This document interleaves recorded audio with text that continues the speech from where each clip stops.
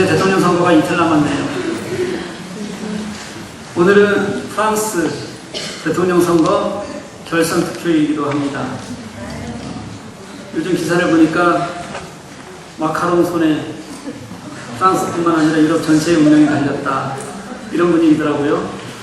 설마 루팡이 되는 건 아니겠죠? 네, 이게 뭔 소리야 하시는 분도 있고 웃는 분들도 계시고, 제가 몰라서 그랬겠습니까? 그렇죠? 저는 그냥 마카롱 루팡이라고 불러요. 원래 이름은요? 마크롱, 그리고요? 르펜이요. 좀 우리 이웃나라 정치에도 좀 관심을 좀 가집시다. 네, 우리나라도 잘 되었으면 좋겠습니다.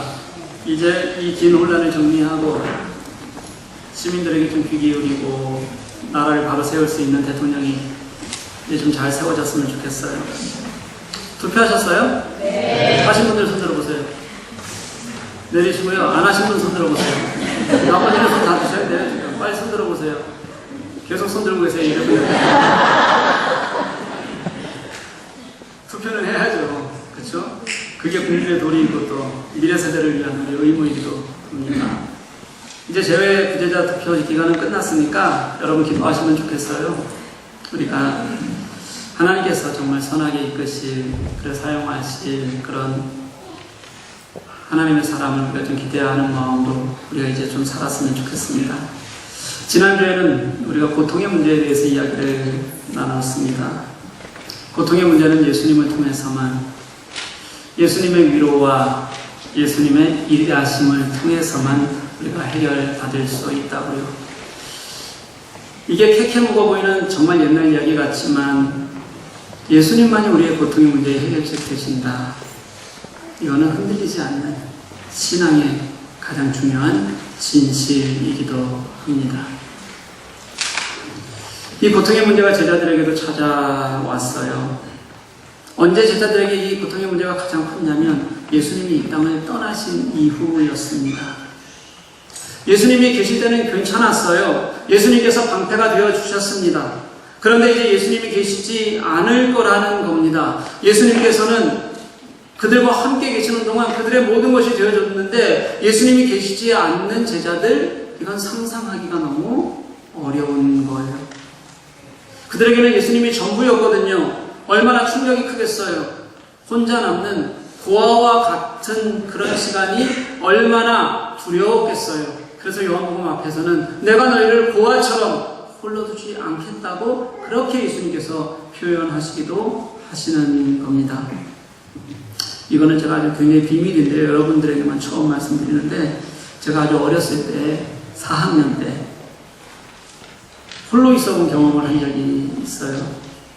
그때 무슨 일인지는 말하기 굉장히 어려운 일로, 아버지는 나라에서 공짜로 밥 먹여주시는 곳에, 뭐 여러분 알아요? 그런 거 없었는데 네, 뭐 큰일은 아니에요. 하여튼 가 계시고, 어머니는 전혀 연락할 수 없이 병원에 가 계신 적이 있으셨어요. 당장 갈 곳이 없으니까 이제 보호자 연락이 안 되는 시간이잖아요. 임시로 고아원이었는지 아니면 어떤 시설이었는지, 제가 그냥 고아원 같은 것처럼 느껴졌어요. 며칠 맡겨졌다가 나중에 이제 며칠 있다가 이제 외가댁으로 보내진 적이 있어요. 그때 처음 제가 그 고아원에 맡겨질 때 내게 보호자가 없다는 것이, 그래서 그 이유 때문에 그런 데 맡겨졌다는 게 진짜 공포스러웠다는 기억이 제 머릿속에 있습니다. 아무도 연락이 안 되고 갑자기 나를 보호해줄 사람은 없고 맡겨지니까요. 제자들도 저는 마찬가지였을 거라고 생각해요. 저보다는 나이는 많았지만 예수께서 그들의 유일한 희망이었는데, 예수께서 그들과 함께 하시면서 그들 삶의 사실은 전부였는데 그 예수님이 안 계시면 얼마나 당황스럽고 힘들까. 예수님은 그것을 먼저 생각하고 계시는 겁니다. 그래서 그 제자들에게 약속하시는 것이 무엇이냐면 성령님이세요.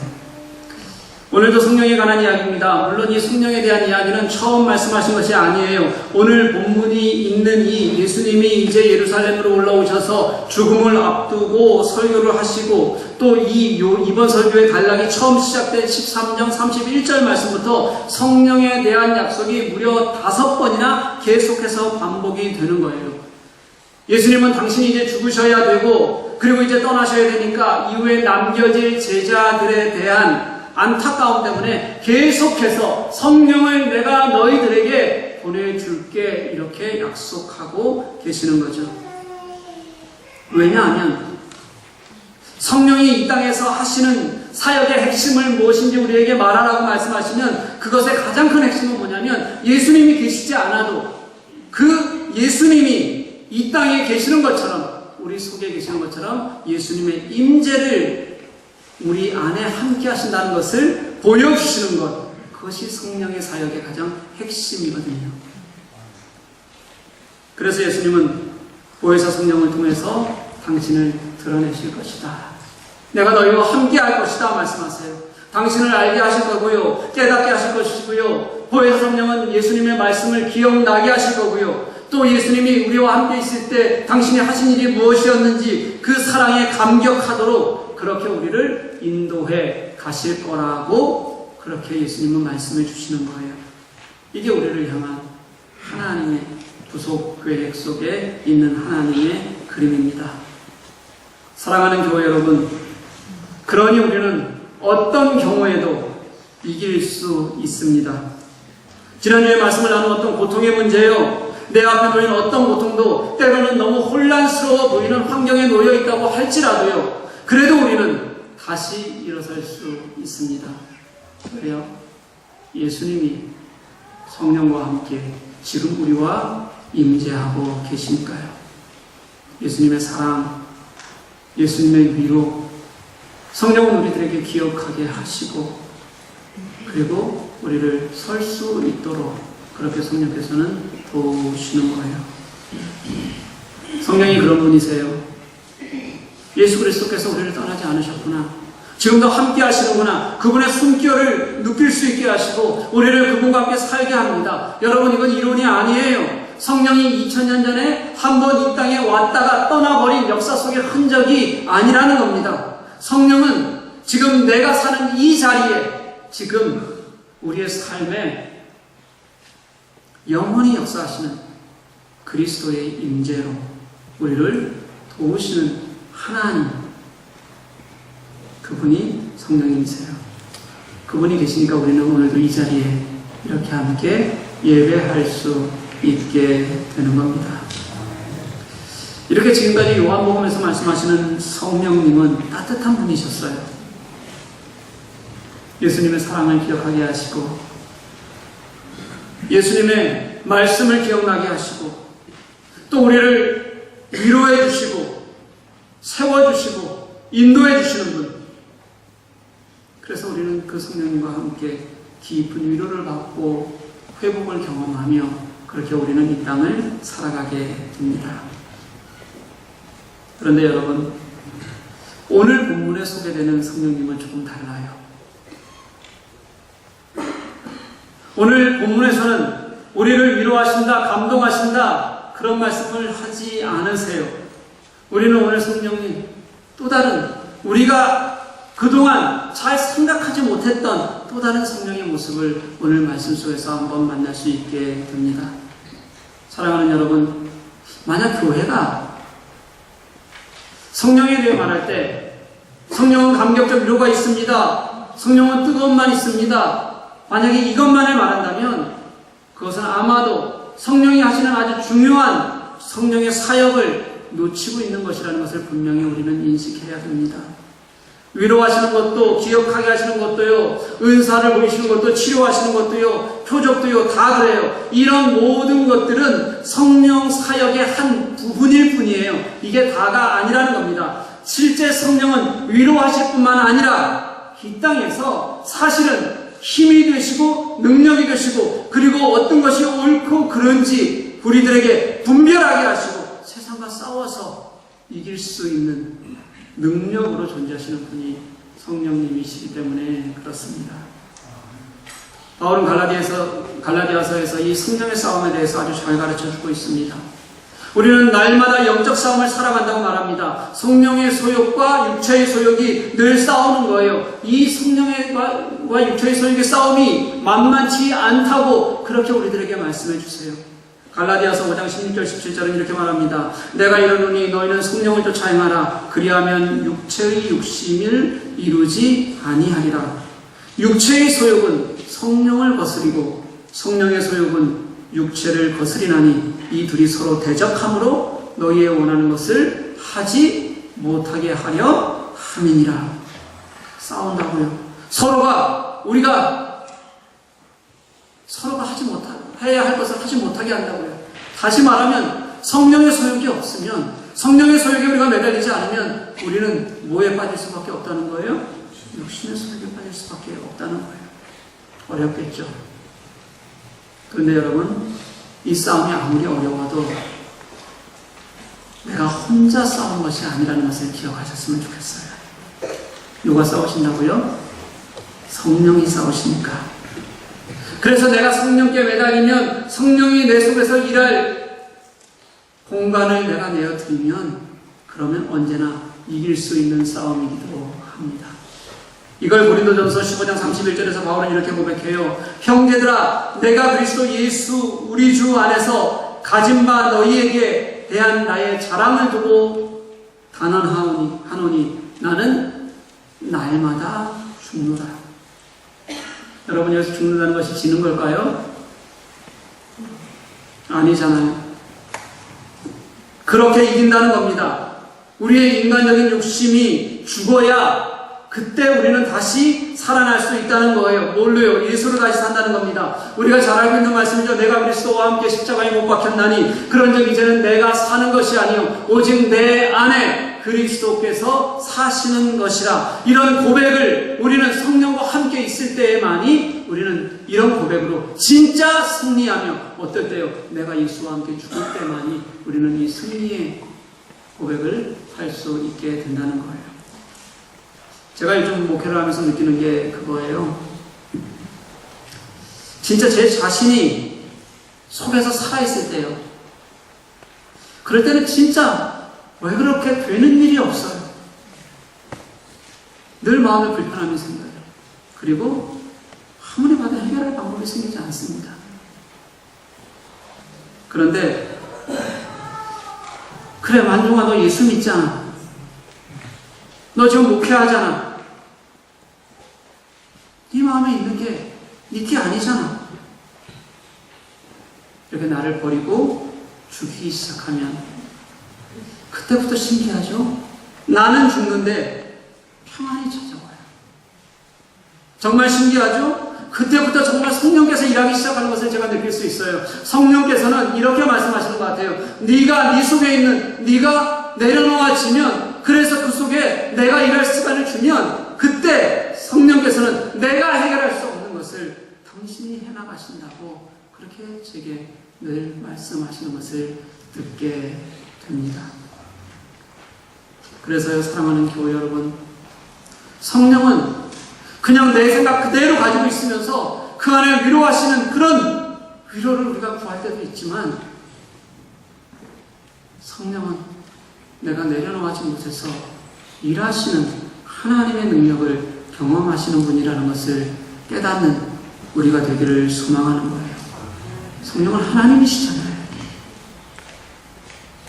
그게 오늘 본문의 성령님이세요. 그래서 8절에서 10절까지 말씀을 보면 우리 스스로를 분명히 보게 하시는, 돌아볼 수 있게 하시는 성령님의 말씀이 나옵니다. 그저요 그냥 감동하는 것, 위로하는 것에 머물지 않고요, 넘어서라는 겁니다. 그리고 우리가 이 땅 안에서 예수 그리스도의 뜻을 드러내시고 알게 하시는 그런 예수님의 뜻을 우리 삶 속에서 살아내게 하라고 그렇게 우리들에게 말씀하시는 분이 성령님이신 거예요. 한번 같이 봤으면 좋겠어요. 8절 말씀을 같이 한번 읽어볼까요? 같이 읽습니다. 시작. 그가 와서 죄에 대하여, 의에 대하여, 심판에 대하여 세상을 책망하시다. 아멘. 처음으로 요한복음 시작하고 성령이 책망하시는 분으로 나와요. 무엇을 책망하신다고 말씀하시냐면 죄에 대하여, 의에 대하여, 심판에 대하여 세상을 심판하신다. 이렇게 책망하신다. 이렇게 말씀하세요. 여러분 혹시 이게 무슨 뜻인지 이해가 잘 되시나요? 잘 안 되시죠? 8절 말씀을 쉬운 성경으로 읽으면 그 뜻이 훨씬 명확해집니다. 이렇게 되어져 있어요. 보혜사가 오시면 그분은 죄에 대하여, 의에 대하여, 심판에 대하여 세상이 잘못한 생각들을 책망하실 것이다. 성령이 세상을 책망하는데요. 무엇을 책망하냐면요. 세상이 가진 잘못된 생각들, 죄에 대해서도 잘못된 생각이 있고요. 의에 대해서도 그렇고 심판에 대해서도 우리가 가지고 있는 잘못된 생각들이 있다는 거예요. 그 생각들을 책망하신다는 겁니다. 잘 들으세요. 잘못이 아니라 뭘요? 잘못된 생각들을 책망하신다는 거예요. 여기서 책망하다는 동사가 헬라어로 어떤 뜻을 또 가지고 있냐면 잘못을 입증하다 이런 뜻을 가지고 있어요. 다시 말해서요. 성령은 우리들에게 죄가 무엇인지 의의가 무엇인지 심판의 의미가 무엇인지를 분명하게 알려주시고 우리가 이것에 대해서 얼마나 잘못 생각을 가지고 있는지 드러내게 하시겠다는 말씀이에요. 세상은 죄가 뭔지 모릅니다, 여러분. 왜냐하면요, 그들은 하나님도 모르고 예수님도 모르기 때문에 그들이 가진 생각은 틀릴 수밖에 없다는 거예요. 의의가 뭔지도 알 수가 없죠. 심판이 뭔지도 그들은 알 수가 없어요. 하나님을 모르는데 어떻게 하나님의 뜻을 찾을 수 있겠습니까? 그런데 어떻게 하나님이 만들어 가시는 이 세상을 이해할 수 있겠어요? 그것은 불가능하다는 거죠. 그런데 그것을 알게 하시는 분이 누구시라고요? 성령님이라고 오늘 말씀은 우리들에게 알려줍니다. 그런데 여러분, 문제는요, 성령께서는 이미 세상에 대해서 뭘 내리셨어요? 유죄 선고를 내리셨어요. 그런데 문제는 우리가 세상을 너무 좋아한다는 거예요. 우리가요. 너무 죄송한데요, 우리는 세상에 너무 성공적으로 적응해버렸습니다. 그래서 세상의 신념, 세상을 따르는 삶, 세상의 사상체계들, 잘못된 것이 어디 있는지, 무엇이 잘못됐는지조차 우리는 잘 모르고 살아요. 그걸 모르니까 당연히 우리가 하나님의 질서로부터 얼마나 멀리 떨어져 있는지, 떠나 있는지, 우리는 그것도 모르고 당연히 이 땅을 예수 믿으면서 산다고 말하는 거예요. 다시 말해서요, 예수님이 말씀하시는 세상은, 지난주에는 우리가 뭐라 그랬어요? 세상이 우리를 미워할 거라 그랬어요. 왜냐하면 예수님께서 세상으로부터 우리를 어떻게 하셨다고요? 불러내셨다고요. 그래서 우리는 세상과 어떻다고요? 다르다고요. 그래서 우리는 예수님 때문에 고난받는다. 지난주 말씀은 분명히 그렇게 제자들에게 말씀해 주셨는데 2000년이 지난 지금 우리는 어쩌면 오늘 이 예수님의 세상에 대한 이 책망이 고스란히 우리가 받아야 될 책망인 것처럼 그렇게 우리도 영적 타락에 빠져 있을 줄 모른다는 거예요. 모른다는 게 아니라 사실 우리가 그렇게 빠져 있어요. 그런데 오늘 말씀을 보니까요, 그렇게 빠져 있으면서도 내가 그걸 모르는 것, 이것이 하나님께서 우리들을 성령을 통해서 뭐 하시는 일이라고요? 책망하시는 일이다. 이렇게 말씀하시는 거예요. 사랑하는 교회 여러분, 저는 우리가 말씀을 보면서 오늘 우리가 얼마나 영적으로 메말라 있는지, 우리가 얼마나 세상에 닮아 있는지 우리가 한번 좀 볼 수 있었으면 좋겠어요. 우리도 알아야 되잖아요. 그리고 간절히 소망합니다. 우리는요, 우리 교회는요, 이제 세상의 잘못된 길을 걷지 않겠다고, 세상을, 생각을, 세상의 판단을 따르지 않겠다고, 우리는 이제 그 길에서 돌아서겠다고 오늘 고백할 수 있는 저와 여러분이 되시기를 주님의 이름으로 간절히 소망합니다. 이제 구체적으로 성령께서 세상의 어떤 모습에 대해서 유죄 선고를 내리시는가 한번 보도록 할게요. 첫 번째는 죄에 대해서 책망을 하시는데요. 죄에 대하여라 함은 그들이 나를 믿지 아니하며 이렇게 말씀하세요. 이것을 쉬운 성경으로 또 한번 볼게요. 뭐라고 말하냐면 그분은 나를 믿지 않는 것이 바로 죄라는 것을 말해 주실 것이며 이렇게 되어 있어요. 여러분, 세상은 죄 아래 있습니다. 왜요? 그들은 예수를 믿지 않으니까요. 그게 죄라는 거예요. 그런데 이것의 문맥을 다시 한번 볼까요? 그냥 믿지 않는 건 분명히 죄예요. 그렇게 말씀하시는 거예요. 그런데 오늘 본문은요, 믿지 않는 것이 죄다. 여기서 끝이지 않았어요. 뭐냐면요, 믿지 않으면서도 그것이 죄인 줄 모르는 그 생각을 책망하시겠다. 이렇게 말씀하세요. 같은 말 같지만 이게 전혀 다른 말이에요. 왜냐하면 그냥 믿지 않는 것이 죄다. 그렇게 얘기하면 우리는 아무 죄도 없는 것처럼 느껴져요. 근데 믿지 않는 것을 모르는 것이 죄다라고 얘기하면 그게 우리들에게도 사실은 똑같이 적용된다는 건 여러분들 아셔야 합니다. 우리는 예수를 믿지 않아서가 아니라 우리는 예수를 믿잖아요. 그럼에도 불구하고 문제는 우리조차도 예수를 믿지 않는 것이 죄라는 것을 대답할 수 있을지는 몰라도 우리 삶의 분명한 인식을 가지고 살지 않는 거거든요. 예수 믿으면 예수님이 우리의 유일한 구원자 되셨다. 이것에 대한 신뢰가 우리들에게도 없거든요. 저는 그렇게 생각이 들어요. 지금 우리 예수 믿는 사람들처럼 저처럼 하나님이 하나님이신 것을 알면서도 하나님을 하나님으로 대우하지 않는, 그분을 신뢰하지 못하는 이런 우리의 삶이 어쩌면 기적인지도 모르겠다는 생각이 들어요. 그러면서 우리의 죄의 문제는 여전히 세상에서만 찾습니다. 누구에게 내가 잘못했는지, 어떤 윤리적인 잘못을 저질렀는지, 어떤 법적인 문제에 내가 놓여있는지. 그런데 여러분, 아니에요. 이미 세상은 성령으로부터 유죄 선고를 받았어요. 그런데 우리는 여전히 우리의 죄의 문제를 찾는 데는 세상에서 찾는 것에 훨씬 익숙하다는 거예요.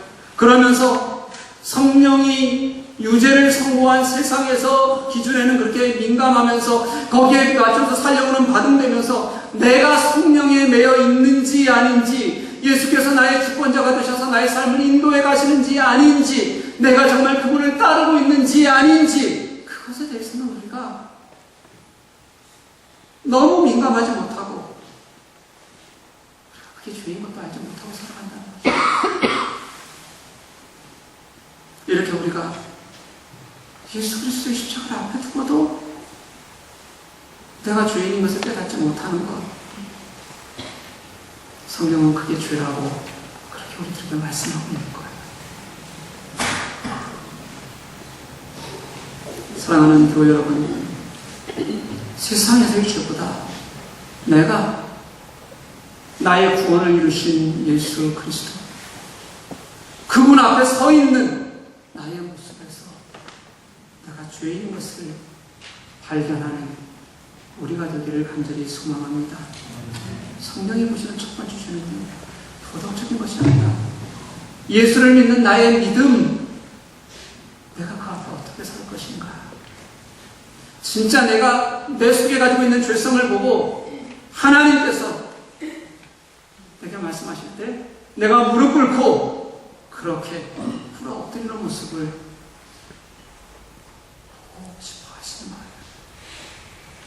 그렇게 우리가 십자가 앞에서, 예수 앞에서 믿음으로 나의 모습을 돌아보게 될 때 그게 바로 죄에 대하여 바로 서는, 굳건히 서는 우리의 모습임을 깨닫는 우리가 되기를 간절히 소망합니다. 두 번째, 의의 대고.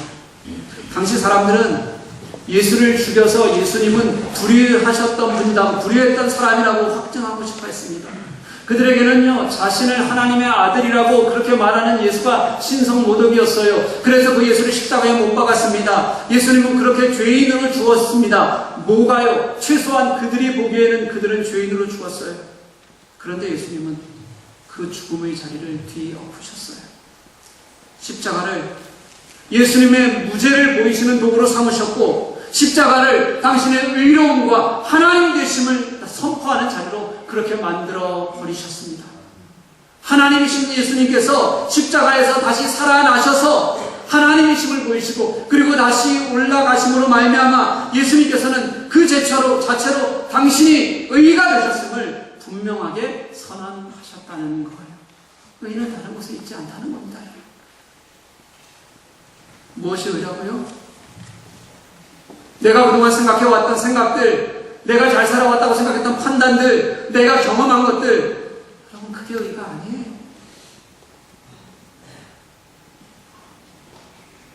우리에게는 의가 없어요. 세상에는 의가 없습니다. 그 대신에 예수께서 십자가의 죽음을 이기시고 그리고 선포하신 하나님 되신 그 하나님의 우리를 의롭다고 말씀을 주실 때 그게 유일한 우리의 의가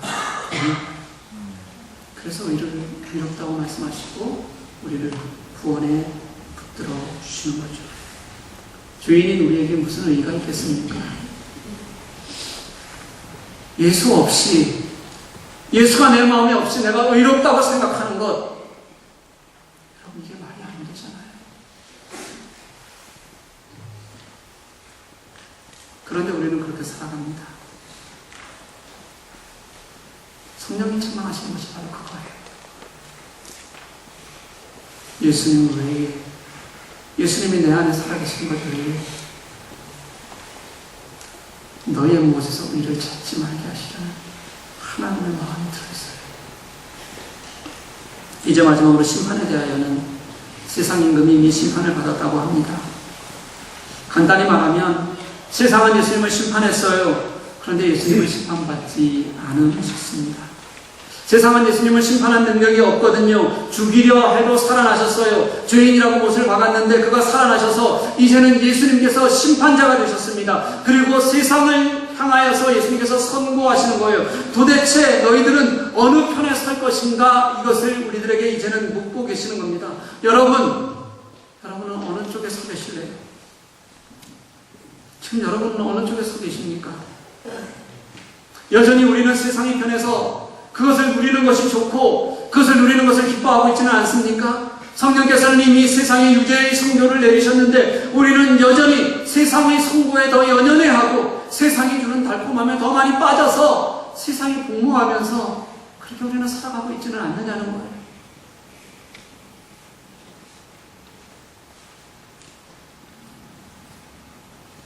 사랑하는 교회 여러분, 예수님께서는 이 세상을 이미 심판하셨고 선포하셨어요.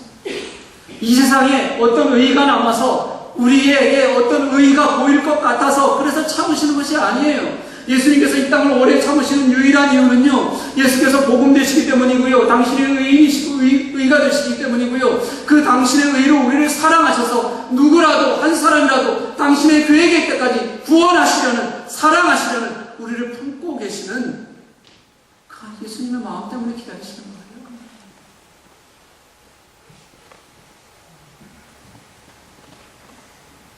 그것을 성령께서 우리에게 알게 하시고 우리를 일어서게 하시고, 그래서 성령께서는 분명히 우리들에게 말씀해 주세요. 예수 그리스도만이 이 땅에 참된 구원의 길이라고 그렇게 우리들에게 말씀하시는 겁니다. 사랑하는 교회 여러분, 저는 오늘 말씀을 묵상하면서 오늘 본문은 우리가 얼마나 영적으로 타락했는지 우리를 보게 하는 예수님의 고발이라는 생각이 들었어요. 성령이 우리들에게 보이시듯이 우리 그리스도인도 우리 교회도 세상의 죄가 무엇인지, 예수마저도 그렇게 심판하려고 발버둥 쳤던 그 세상이 왜곡하는 것이 무엇인지 분명히 깨달아야 할 것 같아요. 그리고 우리는 이 세상에서요, 예수 그리스도의 정의가 없고 예수 그리스도의 자비가 없는 것을 아파할 수 있어야 돼요. 그리고 이 땅이 그렇지 못하다는 것을 서로 말할 수 있어야 됩니다. 따라가지 말고요, 그 자체를 찾아가야 된다는 거예요. 우리는 다림줄이 되는 겁니다. 바지 다릴 때 그 줄 말고요, 여러분. 그렇게 생각하시는 분 여기 몇 분 계시죠? 옛날에 건물 지을 때 줄에다 추름에 따라서 이렇게 수평을 수직을 잡아주는 도구를 썼던 다리들이에요. 세상이 비뚤어진 것을 보아야 됩니다. 세상을 따라가는 것이 아니라 세상이 우리를 혹시 어떻게 해서든지 삐뚤어지게 하려는 것을 우리가 깨달아야 돼요. 그리고 그 자리에서 멈춰설 수 있어야 됩니다. 그것을 보아서 성령께서 우리들에게 보이시겠다고 그렇게 말씀하시는 거예요. 우리가 할 것이 있어요. 성령의 말씀을 듣는 것입니다. 그냥 듣는 것이 아니라 죄에 대하여, 의에 대하여, 심판에 대하여 추상과 같이 두려움으로 우리의 결단을 가지고 듣고 돌아서는 것입니다. 오늘 보면은 그렇지 못한 것을, 그렇게 듣지 못한 것을, 그래서 우리가 왜곡되어져 있으면서도 그냥 우리는 괜찮다고 생각하는 것조차 성령께서는 너희들을 책망하실 것이다. 그렇게 우리들에게 말씀하고 있는 거예요. 우리는 항상 나 좋으면 좋은 것으로 그렇게 여겼습니다. 성령도 내게 위로하시는 분일 때, 내게 감동 주시는 분일 때, 그게 성령의 은혜라고 우리는 그렇게 느끼면서 살아왔어요. 근데 여러분, 그게 다가 아니라는 거예요.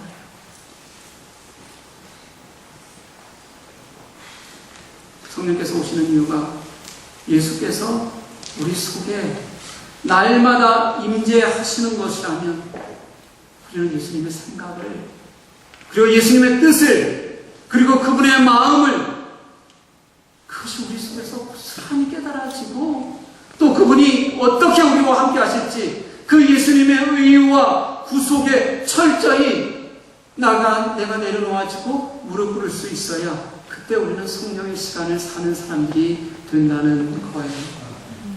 여러분, 우리가 할 수 있는 것 없어요.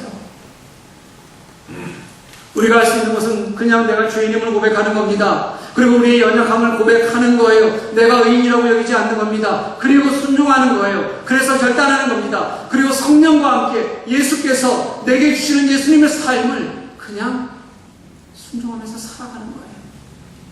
말이 아니라 삶으로 내가 분명하게 깨우치고 일어나서 그와 함께 동행하는 거죠. 유죄 선고를 받은 세상이 아니라 그런 세상에서도 우리를 붙드시길 원하시는 예수님, 그런 세상에서 우리를 건지시겠다고 자신이 십자가에 죽으시기까지 당신의 모든 것을 주셨던 예수 그리스도의 그 사랑하신 그 계획을 붙들고 예수를 돌이킬 거예요. 그래서 성령이 내게 책망하실 때 때로는 그게 마음에 찔려야 돼요.